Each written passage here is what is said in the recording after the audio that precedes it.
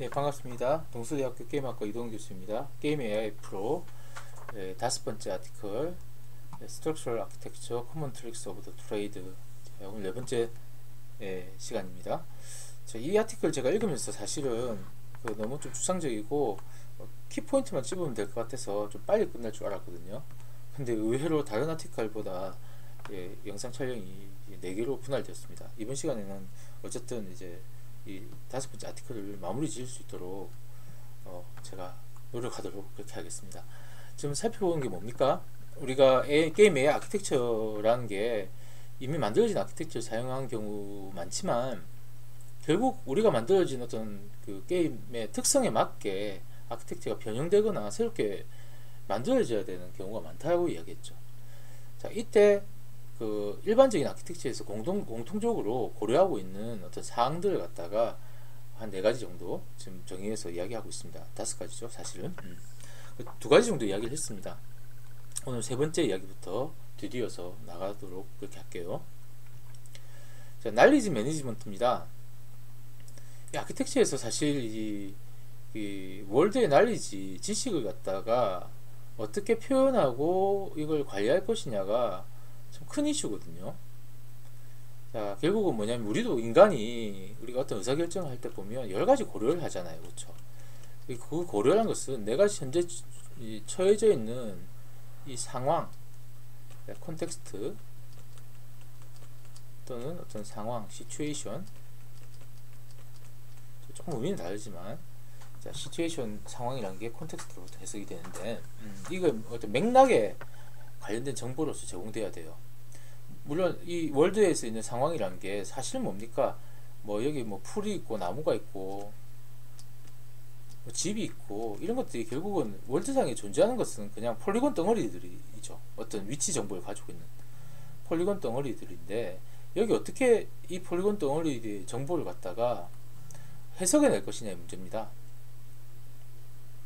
뭐 적이 있을 때 상대편 적이 여러 명 있을 때 이 상황을 어떻게 내가 해석할 것이냐, 어떤 적을 공격해야 될 것이냐의 문제도 있겠지만 내가 지금 싸울 수 있는 상황이냐, 도망가야 될 상황이냐, 이 해석도 단편적으로 주어져 있지 않아요. 이 NPC가 뭐 HP가 어떻고 나보다 힘이 더 세다든지 힘이 약하다든지 뭐 그런 상황도 있을 것이고요. 그리고 또 내가 어디로 도망가야 될 건가에 대한 것들도 결국 그 기하 정보들이 어떻게 구성되어 있느냐에 따라서 우리가 해석해서 도망갈 길을 찾아내야겠죠.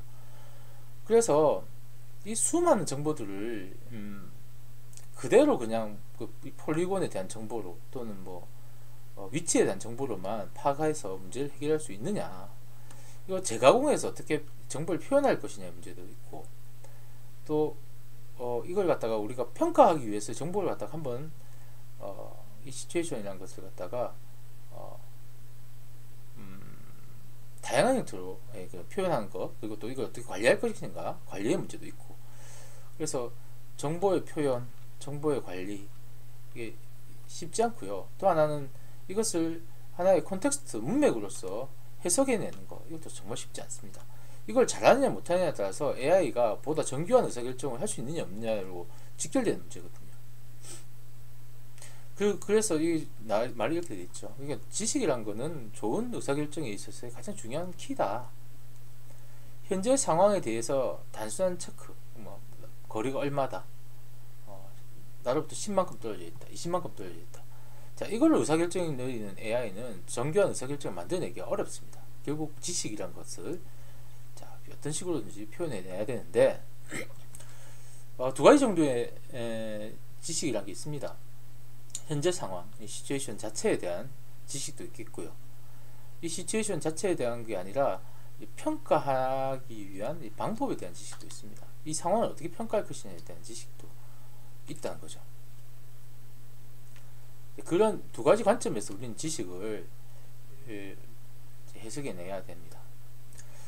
다양한 방법이 있는데 이 아티클에서는 2가지 어떤 기법을 소개하고 있습니다. 유명한 기법입니다. 블랙보드라는 기법이고, 또 하나는 뭐 스마트 오브젝트, 스마트 터레인이라고 부르는 기법, 이 인텔리전트 에브리띵이라는 이름으로 그것을 묶어서 이야기하고 있습니다. 각각을 살펴보도록 하죠. 자, 블랙보드는 보통 칠판입니다. 칠판. 그래서 칠판 아키텍처, 뭐 칠판 시스템, 뭐 이런 식으로 말 쓰고요.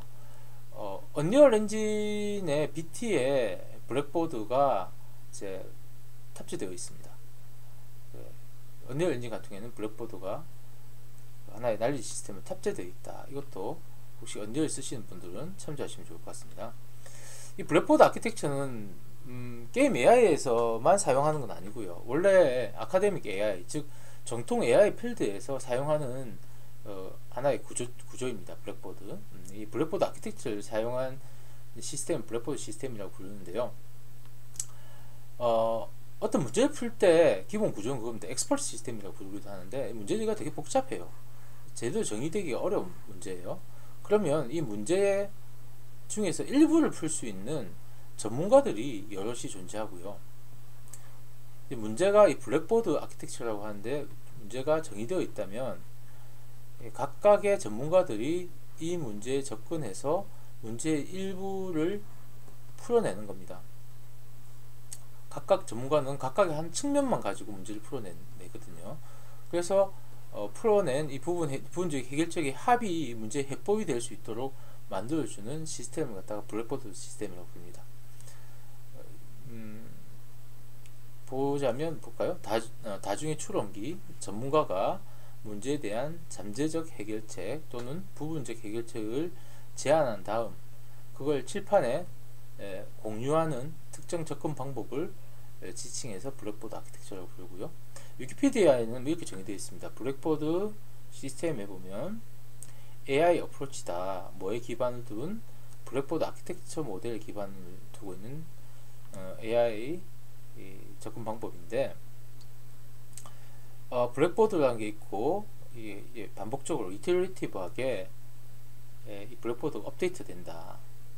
뭐 누구에 의해서? 아주 다양한 전문가 그룹에 의해서 스페셜리스트 날리지 소스에 의해서 업데이트 된다. 시작은 문제에 대한 명세로 시작해서 이렇게 전문가들이 계속 블랙보드를 갖다가 업데이트 시키면 끝내 솔루션에 늘 갖다가 결과로 도출할 수 있는 하나의 기법이다. 뭐 이런 식으로 설명이 되어 있습니다. 같은 이야기죠. 이해가십니까? 그런데 게임 AI에서는 이런 전통적인 AI에서 아카데믹 AI에서 정의한 거하고 좀 다르게 블랙보드 아키텍처를 보통 사용합니다. 뭐냐면 그냥 공유 메모리예요.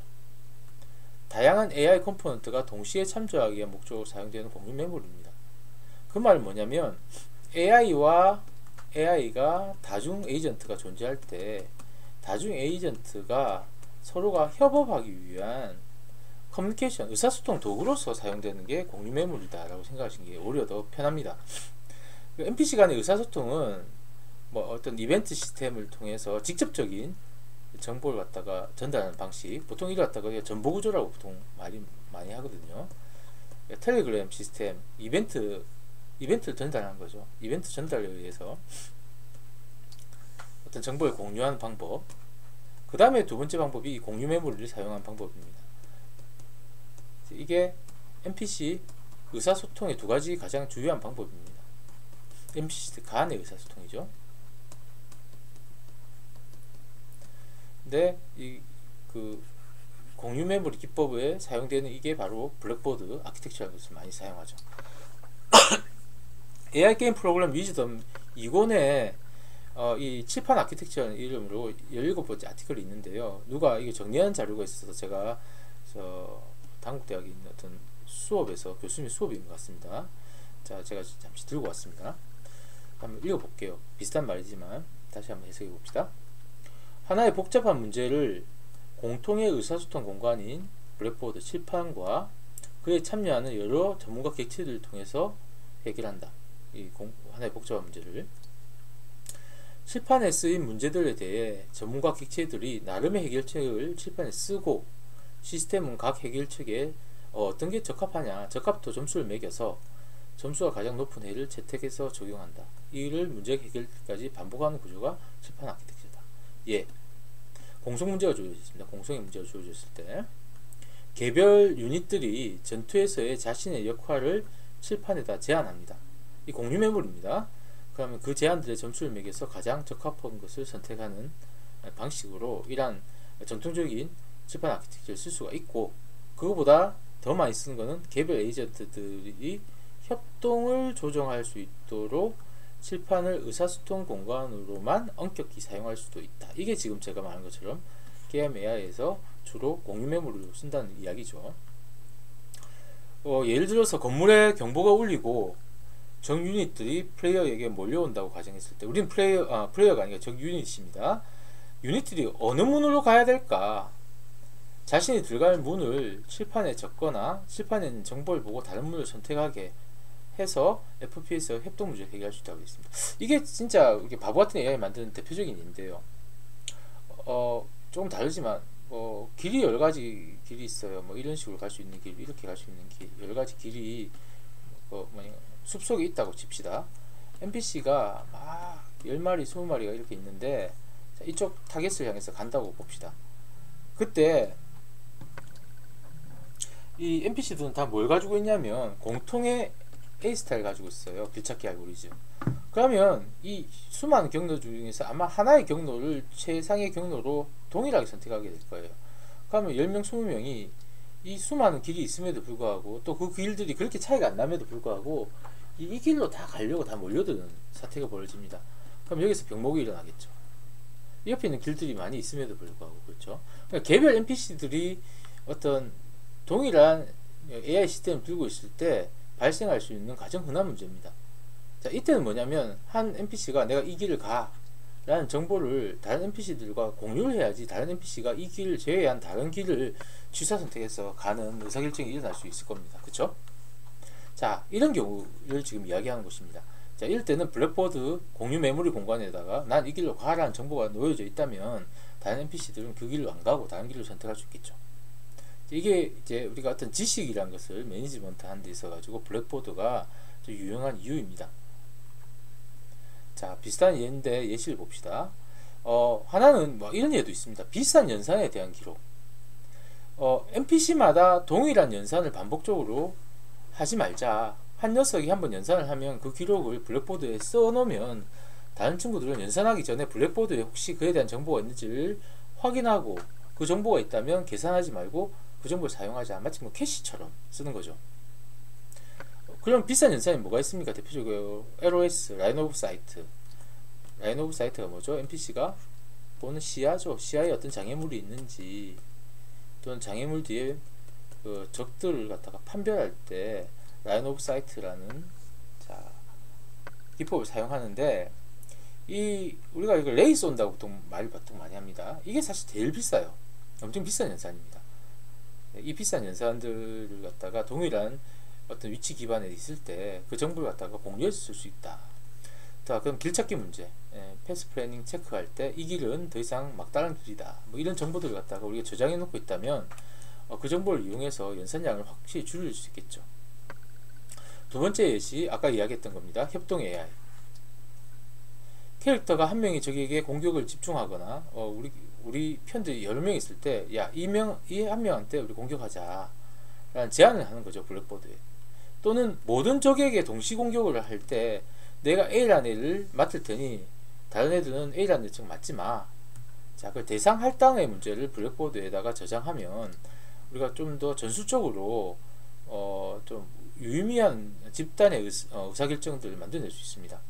공간 이동을 어떤 측면 이동으로 조정한다거나, 탱크는 앞에 배치하고 힐러는 뒤로 배치한다 등의 이동 계획들을 갖다 저장해 놓으면 그 계획에 따라서 전체가 이제 어떤 정보들을 공유해서 일을 갖다 할 수 있다는 거죠. 앞에서 말한 것처럼 두 캐릭터가 동시에 한 영역을 커버하지 말자. 먼저 영역을 할당받은 캐릭터가 블랙보드에 기록하자. 내가 공격을 당할 때 어떤 스팟 포지션에 숨는다고 생각합시다. 바위가 이렇게 있고 나무가 이렇게 있고 이런 상황들. 자, 저기 탱크 부대가 막 이렇게 있어요. 그때 내가 은디 간다, 하이드 스팟을 찾을 때 하이드 스팟들이 이런 데 있겠죠. NPC가 있을 때 여기다 숨는 게 제일 가까워 하면서 이 녀석이 우르르 다 이 한 위치에 숨으려고 하면 이상하죠. 자, 이런 경우가 뭐냐면 한 영역을 여러 캐릭터가 동시에 커버하지 않도록 만들겠다는 그런 이해가 될 겁니다. 내가 먼저 나 여기 갈 거야 라고 블랙보드에 쓰면 다른 녀석들은 그 위치에 가지 않고 다른 위치로 이렇게 이동할 수 있도록 만들어주는 겁니다. 또는 하나의 추론기의 결론이 다른 추론기에 입력이 될 때 하나의 추론기에서 나온 결론을 갖다 블랙보드에 씀으로써 그 기록을 보고 다른 추론기가 뭔가 생각을 할 수 있는, 발동할 수 있는 조건으로 쓸 수 있을 때도 블랙보드 아키텍처는 유용합니다. 결국 NPC 간의 의사소통입니다. 의사소통을 하는 데 있어 가지고 아주 유용한 기법 중에 하나가 블랙보드다, 이렇게 생각할 수가 있다 그거죠. 어떤 전역 변수 같은 개념으로 생각하셔도 좋습니다. 물론 블랙보드와 정보 시스템이 어느 상황에서 더 어떤 아키텍처가 더 좋으냐 이런 이야기들도 있는데요. 여기서는 다루진 않겠습니다. 혹시 그런 아티클이 나중에 소개된다면 그때 다시 자세하게 이야기 드리죠. 자, 그 다음에 이제 네 번째 이야기가 인텔리전트 에브리띵입니다. 지능을 everything, 모든 것에 부과하기, 이런 식으로 해석이 가능하겠네요. NPC가 있다면 NPC가 사실은 어떤 의사결정을 하는 주체죠. 그 말은 NPC의 로직에 의사결정에 관한 모든 사항들을 다 담아놔야 된다는 의미입니다. 내가 의자가 있어서 의자에 앉을 수 있다. 내가 테이블에 사과를 먹을 수 있다. 이 모든 것들을 NPC가 다 저장하고 있는 상황에서 의사결정이 이루어지는 구조가 되겠죠. 중앙 집중적인 어떤 구조입니다. 근데 이 월드상에서 NPC가 선택할 수 있는 어떤 선택의 옵션들은 그러면 어마무시하게 증가하게 될 겁니다. 그렇죠? 그래서 문제가 발생한다고요. 만약에 이러한 어떤 의사결정할 수 있는 로직들이 상당히 많다면, 그래서 보통 이제 NPC가 선택할 수 있는 의사결정의 구조를 갖다가 되게 단순화시키는 편인데, 단순화시키면 결국 NPC가 스마트하지 않겠죠. 그런 문제를 가지고 있습니다. 이런 중앙 집중적인 아키텍처는. 캐릭터에 대한 AI 설계 시 필요한 모든 지식을 캐릭터에 넣는 것은 직관적이다. 하지만 모놀리틱, 단일화의 문제가 있다. 그래서 AI가 확대되기가 어렵다. 그리고 또 NPC들이 유사 NPC들이 여러 개 있을 때, 약간 기능이 다른 NPC가 있을 때 결국 많은 부분에 로직의 중복이 발생할 수 있는 문제입니다. 이건 동일한 거라면 문제가 안 되는데 조금씩 미세하게 다르단 말이지. 이 경우에는 이제 결국 코드의 중복, 로직의 중복들을 갖다가 피할 수가 없습니다. 그래서 할 수 있는 어떤 되게 재밌는 트릭이 뭐냐면, 의사결정해야 될 로직들을 갖다가 NPC가 들고 있지 말고 이제 월드의 개체에다가 이 정보를 갖다가 흩뿌려서 모든 어떤 사물들이 인텔리전트한 기능들을 가지도록 설계를 인텔리전트한 부분을 분산시키는 기법이 있습니다. 이 기법의 대표적인 게 결국 심즈입니다. 심즈에서는 스마트 오브젝트라는 기법을 통해서 이걸 만들었거든요. 심즈 같은 경우에는 상태가 있죠. 심즈에 상태가 있는데 배고프다, 아니면 피곤하다, 여러 상태가 있을 수 있는데 심즈는 단지 그것만 가지고 있습니다. 난 배고픔 정도가 얼마야. 그러면 뭐가 있냐면,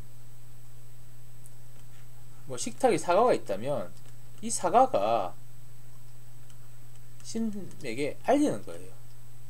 심즈가 사과를 보고 이걸 먹을까 말까 결정한 것이 아니라, 사과가 뭐라고 알리냐면, 나를 먹으면 배가 불러져, 얼마만큼 플러스 5만큼 배가 불러져 라는 정보를 갖다가 반대로 알려주는 겁니다. 그 다음에 이런 테이블에는 또 파이가 있다, 알려주는 겁니다. 이렇게 알려주는 것 갖다가 우리가 심지에서는 단어를 광고한다, 어드버타이징이라는 말을 갖다가 쓰거든요. 자, 그래서 TV는 나는 재밌다 라고 광고하고 있고요, 침대는 당신은 쉴 수 있다 라고 광고합니다. 소위 말해서 유혹하는 겁니다. 이 갖다가 우리가 affordance라고 보통 부르거든요. 사물이 사람을 유혹하는 겁니다. 자, 그래서 유혹하면 심지어는 그 유혹에 대해서 자기 상태를 체크하는 거예요. 내가 배고픈 게 맞네, 하면 접근하는 거죠. 그러면 여기서 끝나는 것이 아니라 자, 내 사과를 어떻게 먹어야 될지를 사과가 심지어에 알려줍니다. 관련 작업을 수행할 수 있는 방법에 대한 정보 또한 사과가 들고 있는 거죠. 이 객체 자체가 결국 AI적인 쓰임새와 로직까지도 포함하도록 설계하는 겁니다. 인텔리전트, 심즈가 사실 해야 될 의사결정의 모든 것을 자, 이 각각의 객체가 그 정보를 갖다가 다 들고 있는 형태의 구조를 띠는 게 바로 심즈에서의 스마트 오브젝트, 오브젝트가 스마트하다는 겁니다. 이 기법이 이제 얼만큼 유용하냐면 일단은 이제 분산되니까 좋죠. 두 번째는 이제 이게 확장성에서 정말 좋습니다. 그 주 타이쿤 2 시리즈에서도 마찬가지로 주 타이쿤 시리즈에서도 이런 스마트 오브젝트 기법을 사용했는데요. 우리가 그 게임을 그 익스펜션 팩으로 제공할 경우에 많은 경우 뭐냐면 그 게임 소스 코드에 대한 업데이트를 동반하게 되죠. 그런데 이 경우에는 뭐냐면 이런 식으로 스마트 오브젝트를 만들면 오브젝트 자체가 로직을 다 포함하고 있기 때문에 자, 그냥 소스 코드를 변경하지 않고 콘텐츠 전용 확장팩을 통해 가지고 게임을 계속 어떻게 더 다양하게 우리가 만들어낼 수가 있어요. 왜냐하면 뭐 어떤 행동을 해야 될 것이라는 것들도 오브젝트가 들고 있으니까요. 확장을 위한 개발 비용이 절감이 되겠죠. 또 아주 빠르게 콘텐츠 제작이 가능해서 주 타이쿤 같은 경우에는 뭐 1년에 2번의 업데이트를 갖다가 가능하게 만들었다, 그런 말을 하고 있습니다. 그래서 스마트 오브젝트라는 것을 개념을 통해서 우리가 지덕을 분산시키는 것, 자, 이것은 아주 유용합니다. 그러면 이런 오브젝트에만 분산시킬 수 있느냐? 자, 이게 스마트 터레인이라고 하는데 지형에도 분산시킬 수 있습니다. 지형 분산은 세계에서는 핫스팟이라는 이름으로 지형의 어떤 한 지점, 포인트들에다가 어떤 정보를 싣는 개념으로 지금 제시하고 있어요. 자, intelligence can also be placed in the world itself. 그 세계 그 자체에다가도 놓을 수가 있다. 레드 데드 리뎀션 예입니다. 실제 여기 나오는 NPC들, 마을에 거주하는 NPC들이 지능이 없어요, 거의. 대신에 이 월드상에는, 이 타운상에는 수백 개의 핫스팟을 두고요. 이 핫스팟 자체가, 그러니까 이제 NPC가 어떤 그 핫스팟에 도달하면, 프락시미티 근처에 도달하거나 이 위치를 갖다가 뭐 건드린다든지 하면, 자, 이 정보를 갖다가 받는 거죠. 똑같죠, 오브젝트랑. 이 정보에 뭐가 있냐면, 이 정보를 사용할 수 있는 사용자, 또 이러한 핫스팟이 액티브 되는 어떤 시기, 자, 그리고 또 놀라운 건 캐릭터를 위한 비헤비얼 트리, 그러니까 로직을 갖다 포함시킨다는 이야기죠. 아까 말한 것처럼. 자, 이렇게 구성되어 있습니다. AI 자체는 그러니까 아무런 인텔리전트한 게 없어요. 하지만 인텔리전트는 핫스팟이 다 들고 있는 겁니다. 일부 핫스팟은 여러 명의 캐릭터를 요구하기도 합니다. 그러니까 한 명의 캐릭터가 아니라 여러 명의 캐릭터가 동시에 무언가를 하는 상황을 만들어낼 수 있다는 거예요. 주점이 있는데 바에 의자가 있다면 앉거나 마실 수 있는 핫스팟으로서 작동하겠지만, 또한 의자가 이렇게 여러 개가 있다면 테이블에, 자, 포커를 할 수 있는 핫스팟으로 작동한답니다. 이 경우에는 뭐냐면 이 의자에 4명이 앉아 있을 경우에만 이 핫스팟이 작동되게 만듭니다. 그러면 자연스럽게 NPC가 4명이 앉으면, 자, 4명이서 같이 포커하는 거죠. 이 포커 어떻게 하는지에 대한 행동 조정 메커니즘도 이 테이블에다가 심어 놓는 겁니다. 그러면 NPC가 가다가 자연스럽게 모여서 막 포커도 치고 다른 행동을 할 수 있는 되게 다양한 창발적인 행동들이 이러한 핫스팟들의 조합을 통해서 만들어낼 수 있습니다. 피아노 벤치가 있는데 이 피아노 벤치는 사용자가 피아노 연주자만 사용할 수 있도록 핫스팟을 설정해서 피아노 연주자가 앉으면 앉아서 피아노를 칠 수 있도록 만들어낼 수도 있겠죠. 자, 그래서 인텔리전트 에브리싱에서는 어떤 우리가 알고 있는 어떤 사물, 꽃병, 자, 이런 사물에다가 이 사물의 사용성을 스마트하게 쓸 수 있도록 만들 수도 있고요. 눈에 보이지 않는 어떤 월드상의 한 지점들에다가 핫스팟을 설치해서 어떤 행동들을 유발할 수도 있습니다. 또는 특정한 물체나 장소 등 물리적 장소가 아닌 경우에도 적용 가능합니다. 이것도 놀라운데요. 평소에 아무 일도 없어요. 하지만 뭐냐면 어떤 특정한 콘텍스트에 따라서 상황에 따라서 핫스팟을 다이나믹하게 생성시키는 거예요. 어떤 형태로? 어떤 이벤트를 발생시키는 형태죠. 두 명이 예를 들어서 싸운다고 합시다. NPC들이 싸우고 있을 때, 자, 이건 어디서 발생할지 알 수가 없잖아요. 이 지나가는 행인 NPC가 자, 길찾기를 통해서 이 가운데를 지나가면 됩니까? 안 되죠. 그때 어떻게 하는 거예요? 자, 여기다가 이벤트 형태로 핫스팟을 갖다 만들어내는 겁니다. 리전을. 그래서 지나갈 수 없는 어떤 지역으로 만들어내서 피해가도록 만든다든지. 자, 또는 화재가 발생했어요. 자, 이때 이벤트를 발생시켜서 화재 현장에 있는 다양한 캐릭터들이 화재에 따라서 서로 다른 다양한 반응을 생성하도록 만드는 것. 이런 식의 행동도 이 인텔리전트라는 것을 갖다가 분산시킴으로써 만들어낼 수 있는 효과입니다. 우리가 상상해 본다면 이걸 통해서 보다 정말 다양한 NPC들의 행위와 어떤 상황에 대한 행동들을 확장해낼 수 있겠죠. 그래서 상당히 많은 유용하게 다양한 게임의 AI에서 활용되는 것이 이 스마트 오브젝트나 스마트 트레인 또는 이벤트 시스템의 어떤 그 스마트한 정보를 싣는 형태의 기법을 통해서 만들어냅니다. 날리지 매니지먼트의 가장 대표적인 두 가지 블랙보드와 인텔리전트 에브리띵 살펴봤고요. 마지막에 모듈리티에 관련된 내용이 나와 있는데요. 이거 간단하게 설명하겠습니다. 소위 말해서 모듈화 시키자는 겁니다. 잘 모듈화 시키자. 이건 어떻게 보면 우리가 OOP에서 디자인 패턴 이슈입니다. 그러니까 단지 AI만 관련된 이야기는 아니에요. 책에서는 결국은 모듈화의 방법으로 컴포넌트 디자인 패턴, 컴포넌트 시스템을 이야기하고 있습니다. 컴포넌트 시스템은 혹시 엔진 중에서 유니티 쓰시는 분이라면 유니티가 근본적으로 가지고 있는 아키텍처 철학이 컴포넌트죠.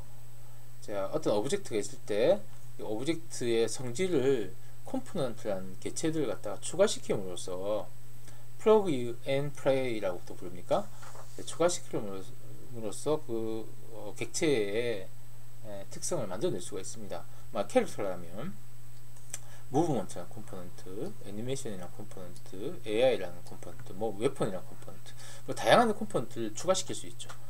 자, 그래서 각각의 컴포넌트들이 객체의 각각 개별적인 기능을 캡슐화시킬 수 있고 서로는 그 커플링이 안 생길 수 있도록 독립적으로 우리가 구성할 수 있도록 만들어낼 수 있습니다. 장점은 코드 중복성 막고 재사용성을 증대하고 빠르게 구현할 수 있다는 가능성이 있다. 이것은 디자인 패턴에서 일반적으로 이야기하고 있는 상식적인 이야기입니다. 그래서 우리가 만들 때 AI 아키텍처도 자, 이런 모듈화를 잘 시키자. 모듈화의 예로 consideration이라는 단어를 쓰고 있거든요. 고려사항. 우리가 AI에서 어떤 의사결정을 낼 때 다양한 어떤 조건에 대한 검사를 하죠. 자, 이게 고려사항입니다. 어떤 옵션을 선택할 것인가 할 때 다양한 조건 검사를 하는 이런 고려사항들을 갖다가 이런 컴포넌트를 만들면 좋겠다. 왜냐하면 이 조건이란 것은 한 AI에만 사용되는 것이 아니라 다른 AI에서도 그 조건 중 일부가 반복적으로 사용될 수 있기 때문입니다. 도망간다는 옵션을 갖다가 우리가 선택할 때 조건들이 뭐가 있을까요? 현재 NPC의 상태, 내 앞에 있는 남은 아군이 몇 명이냐, 적의 HP는 얼마냐, 자, 지금 현재 내가 사용할 수 있는 무기 또는 적이 사용할 수 있는 무기가 뭐냐, 이 개별 요소가 다 컨시더레이션인데, 자, 이런 것들을 결합해서 어떤 옵션을 선택할 건지 결정되겠죠. 불린형이나 룰 시스템 FSM 또는 어떤 플롯 포인팅의 컨티뉴어스한 값들이 될 수 있는데, 자, 이것들이 재사용할 수 있도록 모듈화 된다면 훨씬 더 나을 거다. 프로젝트 전반에 걸쳐서도 재사용할 수도 있을 것이고, 저 다른 게임 만들 때도 충분히 재사용할 수 있다. 그런 이야기 드리고요. 이걸 그 모듈화를 갖다가 극단적으로 잘 적용시켰던 사례가 이 책에서는 동일 이 저자에 의해서 만들어진 게임 프로그램 잼 8권, 그 다음에 어떤 학회 논문 2편에 의해서 모듈러 AI라는 이름으로 발표된 자료들이 있습니다. 그리고 그걸 만드는 가이아라는 AI 엔진 아키텍처에 대한 이야기들이 있으니까요. 이 모듈에 대한 관심 있는 분들은 이 세 가지 어떤 자료를 조금 더 참조하시면 도움이 될 것 같습니다. 자, 좀 길었는데요. 그래서 전체적으로 이 5번째 아티클을 살펴보자면 이 네 가지 이야기를 했습니다. 우리가 AI 아키텍처를 만든다면 만약에 기존에 만들어진 걸 사용하는 것이 아니라 좀 고려해야 될 게 뭡니까? 많은 수의 어떤 그 고려사항들이 있다. 많은 수의 뭡니까? 옵션이 있다. 네, 많은 수의 옵션이 있다. 그렇다면 의사결정 과정을 좀 쪼개자. 그래서 약간 추상화된 레벨로 하이라키컬하게 구성하면 복잡도를 줄일 수 있다는 이야기를 처음 했고요. 특정 상황에 대해서 반응을 해야 되는 어떤 AI라면 기억이라는 개념을 도입해서 간편하게는 옵션 스택 형태의 구조를 만들어 놓으면 훨씬 더 바보 같은 AI가 만들어지지 않을 것이다. 세 번째, 결국 지식이라는 게 되게 중요한데 칠판 아키텍처나 통해서 협업을 만들어낸다든지 지능의 분산을 통해서 훨씬 더 다양한 AI의 행동들을 모델링할 수 있겠다. 모든 것들은 모듈화 시켜서 코드를 갖다가 관리하는 데 있어서 어떤 효과적인 관리 방법을 적용하자.